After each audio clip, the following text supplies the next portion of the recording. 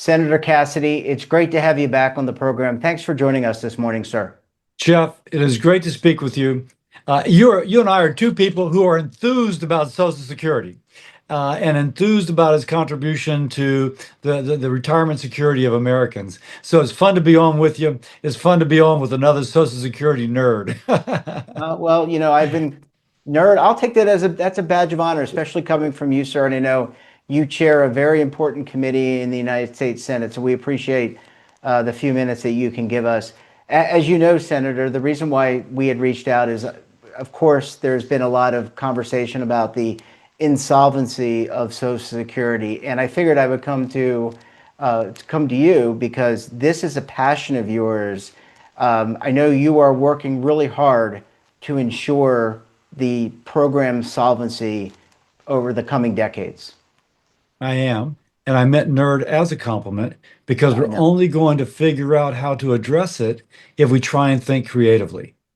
And just to put this in context, for those who may not know, but according to the actuaries, the Social Security Trust Fund will go insolvent in about 6 years. And why is that? Because people say we've paid into it forever. Why is it going insolvent? Well, about 10,000 boomers a day become eligible for Social Security. And when the Social Security system was designed in the 1930s or 40s, people typically died on average around age 62, but you weren't eligible till you were 65. And by the way, there's about 6 kids per family. So more children paying in for those few adults. Now, praise God, we live on average till we're 82. The family size has decreased from 6 to about 2. So we have more retirees relative to the number of people contributing. And then add to that, the boomer population is just the largest generation in our nation's history. So we've got a situation where the money we've stacked up is rapidly draining. By law, whatever is going out has to match with the income, but the income is less than that which is going out. The trust fund is supplementing, but when that trust fund is exhausted and there's nothing to add to the money coming in, by law, the amount going out in benefits has to fall to match the amount of money going in. It's anticipated that there would be a 20 to 25% benefit cut for current retirees and all future retirees if we follow the law. Yeah, and obviously, retirees tend to be on a fixed income. That would be obviously devastating to them, and obviously devastating to the future recipients of the program. Senator, there's been a lot of conversations about ways to fix the program. I don't necessarily think we want to get into all because we would need like an hour or probably 2 hours to kind of get some resolution there. But let's talk about the process that would have to be undertaken by the U.S. Congress and the U.S. Senate. What's the process to try to resolve this, to get through the compromises that need to happen to reform? I'm going to call it reform Social Security. That's my word, not yours. Well, first, by the way, just on your earlier point, it's estimated that if benefits fall 20%, that the poverty rate among those over 65 will double. This will be really significant. The Absolutely. problem with doing the reform is that nobody wants to cut benefits and nobody wants to raise taxes. And folks say, well, always raise taxes on somebody else. But that somebody else has a voice too. And there's consequences of raising taxes on a retiree who's planning to live on the money that her husband left her, and she's getting income which currently is not being taxed, but now under some proposals taxing it at 12 to 14%. Now, that's negative for that person, that widow who's trying to survive. She's now 70, but may live until she's 94. We've got to think about those issues. We've taken a different approach, the folks I'm working with. We're patterning it after something the federal government has already done and which was successful. Jeff, under George W. Bush, there's something called the Federal Railroad Retirement System. And in the Federal Railroad Retirement System, there's a trust fund that retirees, that railroad workers pay into. When they retire, they're paid from it. And current workers pay into the fund to continue the pay it forward benefit. But that system had more retirees and fewer workers. Sounds familiar, doesn't it? Yeah, it does. It does. Under George W. Bush, there was a bipartisan proposal that said, let's take the money in our account. Instead of putting it in treasuries or cash, which is the only place they could put them by law, by the way, that's same for Social Security, let's put it in the broader economy.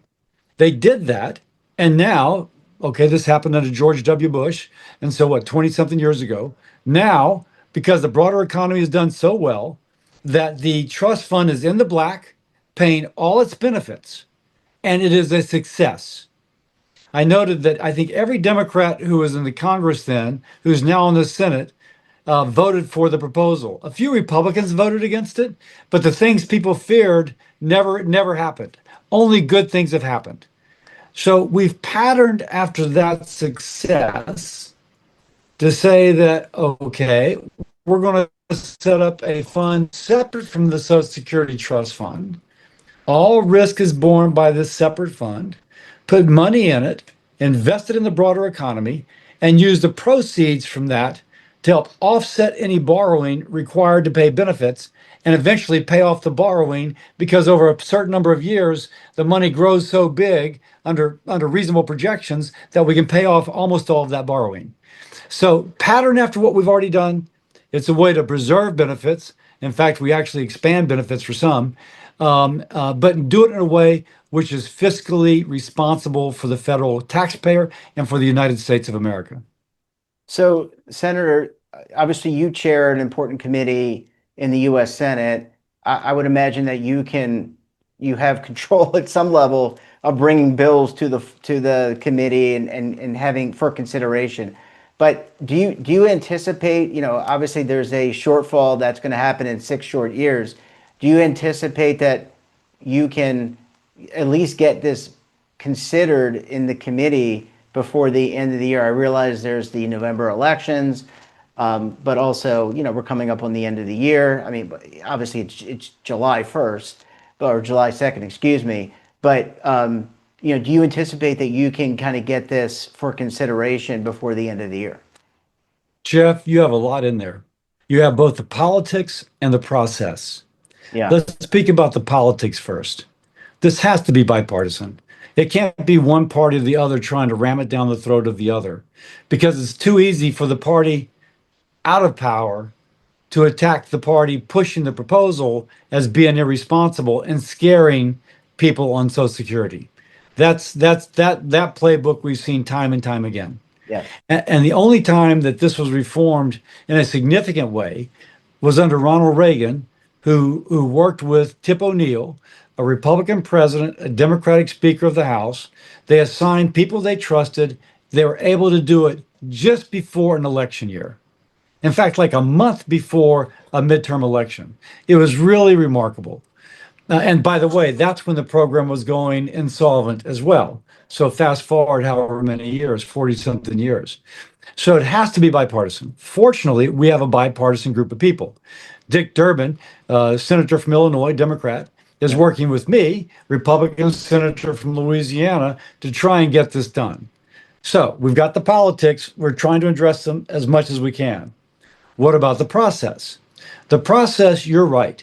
We've got to be able to bring it to a vote before this Congress leaves office. And we're working to that end. We've actually had 3 hearings related to Social Security in one way or another in 3 different committees over the last several months. The last one was a Senate Finance Committee. That's the committee that has to judge this. A subcommittee on Social Security. Republicans and Democrats, we all brought our proposals. We had witnesses, very respectful, very constructive. That gives me hope that as we progress, we'll see this as a problem to be solved and not a problem to be demagogued for political advantage.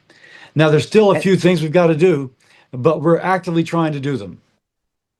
Yeah, I'm sorry, I didn't mean to interrupt you, Senator. I was going to ask you what you would need collaboration, obviously, with the White House, because the president would have to sign into law any bill passed, I believe. I'm not an attorney, obviously. I'm a retirement nerd, but I'm assuming that you would need the executive branch to sign off on any bill that the Congress, the Senate, and the House passed. Is that correct? So you need White House support as well. Absolutely. But right now, this is being driven by Congress. Okay. And if you think about the politics of it, I think it's better that it's driven by Congress. The president's very polarizing. Whatever you think about the president, you think strongly about the president. And on one side, they may love them. On the other side, they don't. In fact, they hate them. So I think it's actually positive that this is being driven by bipartisan congressional action, and we can kind of diffuse it a little bit and get the cooperation and the trust needed to walk hand in hand to make this happen. And that's our goal. Yeah. Well, look, I mean, it needs to happen. I know that, there's all these other factors that kind of play into that you talked about. It's certainly, people look at this and say, well, especially a younger person, they paid into the trust fund. They deserve to get back what they've paid in, right? So, I think there's a lot of people kind of watching this. Senator, we really appreciate you stopping by the program. We thank you for all your great work, and we look forward to having you back on the program again very soon, sir, with an update. That'll be great, Jeff. Thanks for having me. Well, thanks for watching, and don't forget, we're back again tomorrow morning with another great expert and another great topic. You can tune in right here Monday through Sunday at 7:30 a.m. Eastern Time. And don't forget to subscribe to our daily newsletter, The Morning Pulse, for all the news in one place, delivered directly to your email box. Check it out at our website.